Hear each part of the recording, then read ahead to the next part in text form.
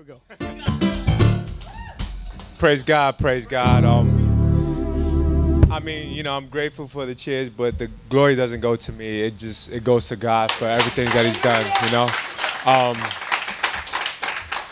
I remember being here, what, 4 years, you know, that I got to know God. I was locked up, you know, I was in jail, and I was looking at a serious charge, you know. I remember coming out, you know, I remember there was a guy, I don't remember his name, but I'm gonna call him Paul because it just sounds good, you know. But, you know, he gave me a message, you know, he said that, you know, you have a lot of people that love you and that, you know, you love the streets so much, you need to make a choice. You know, you could choose God or you could choose the streets and you're pretty much gonna lose your life. And it was, you know, it was a life changer for me. And at that time, you know, I came out, I told my mother like everything that he told me, and you know, we spoke, and that's when I came into the church. And you know, Godfrey was already here, my cousin Godfrey, you know, he great testimony himself.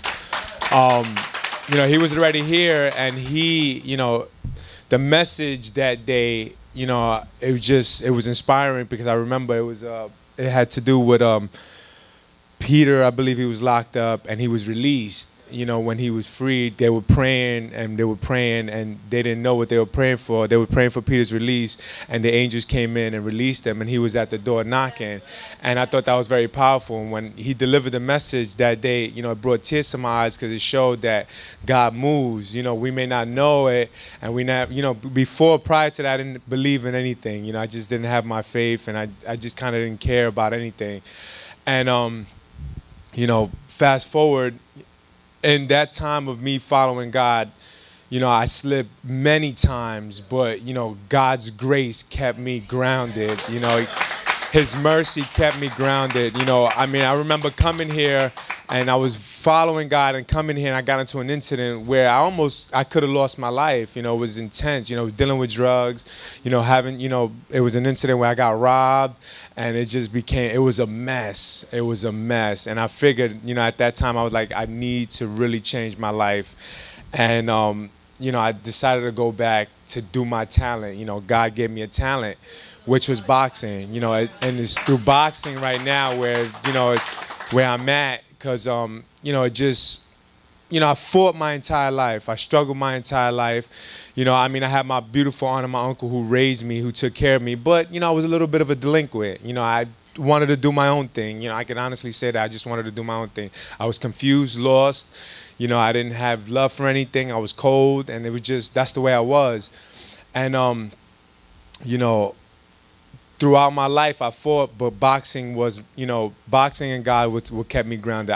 When I went back to boxing, it became, you know, a place of, you know, discipline, motivation, you know, stay away from the people that I was surrounded by. And, you know, it led me to this place right now. You know, I'm undefeated I'm undefeated. But I'm undefeated. You know, I've won this title. I worked so hard. You know, on top of that, you know, being in church, you know, led me to, as far as working with the youth. You know, I was here. I was at one point like being the youth pastor for the youth group here. You know, I didn't know what I was doing, but, you know, I just was following God's will, what He wanted for me. You know, right now, you know, I ended up in Brazil. Who knew? A kid from Brooklyn in the streets going to Brazil, you know, having a trip to Brazil just for a program, you know, for my own organization, which I'm trying to put up, and it's in the process right now. I have my program, Youth Fighting For, coming out of Styra City in Brooklyn. And it's a powerful movement. You know, it's just what God is willing to do for those, you know, He loves. You know, He keeps those. And, you know, I don't know His plan. And I don't plan on, you know, going out of that plan because I just kind of take every day as what it is. You know, I constantly keep my prayer. You know, there are times where I lose myself, though, and just kind of go with the day as far as with my training. And I forget, you know, I forget. And during that week of my fight, I was reminded because I went to service. I went to a service and, sorry, Pastor, you know, I just kind of go to all different churches, you know.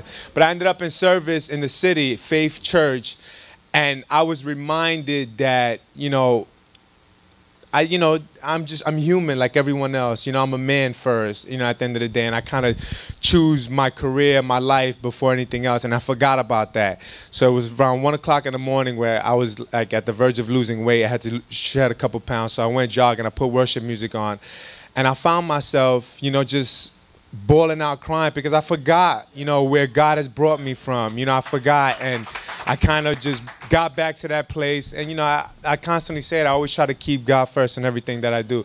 And it's the only way to do it, because without him, I would never be where I'm at today, and it just keep going. God is everything in my life, and I just want to thank him for that, and thank the church and my church family and everyone that's here that always shows support, I have people that love me, and I love you guys, and God is love, so.